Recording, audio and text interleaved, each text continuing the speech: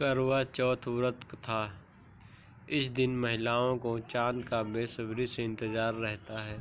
इस व्रत में व्रत कथा का बहुत अधिक महत्व होता है। चांद के दर्शन से पहले करवा चौथ व्रत कथा का पाठ अवश्य करें। कार्तिक कृष्ण चतुर्थी को चंद्रोदय व्यापिनी में करवा चौथ का व्रत किया जाता है। इस दिन सुहागिन महिलाएं पति की लंबी आयु की कामना के लिए निर्जला व्रत रखती हैं। इस व्रत में महिलाएं पूरे दिन निर्जला रहती हैं और चांद का निकलने के बाद ही अपना व्रत खोलती हैं।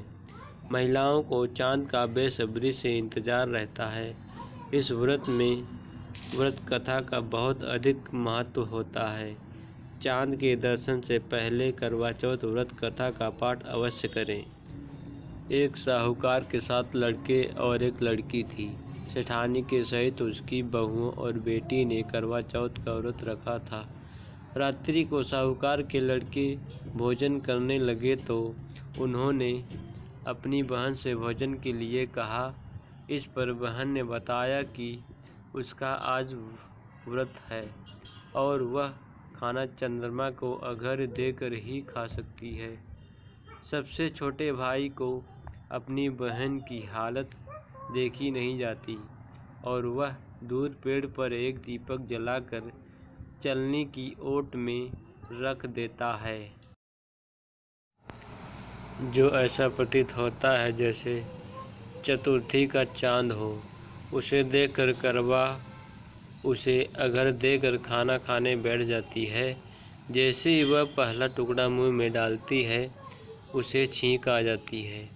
दूसरा टुकड़ा डालती है तो उसमें बाल निकल जाता है और तीसरा टुकड़ा मुंह में डालती है तभी उसके पति की मृत्यु का समाचार उसे मिलता है। वह बेहद दुखी हो जाती है। उसकी भाभी सच्चाई बताती है कि उसके साथ ऐसा क्यों हुआ।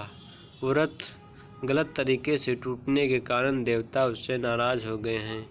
इस पर करवा निश्चय करती है कि वह अपने पति का अंतिम संस्कार नहीं करेगी और अपने सतीत्व से उन्हें पुनर्जीवन दिला कर रहेगी।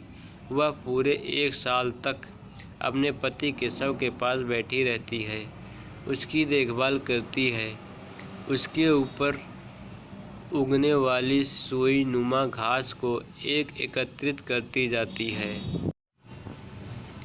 1 साल बाद फिर चौथ का दिन आता है तो वह व्रत रखती है और शाम को सुहागिनों से अनुरोध करती है कि यम सुई ले लो, पी सुई दे दो, मुझे भी अपनी जैसी सुहागिन बना दो। लेकिन हर कोई मना कर देती है। आखिर में एक सुहागिन उसकी बात मान लेती है। इस तरह से उसका व्रत पूरा होता है और उसके सुहाग को नए जीवन का आशीर्वाद मिलता है। इस कथा को कुछ अलग तरह से कभी व्रत करने वाली महिलाएं पढ़ती और सुनती हैं।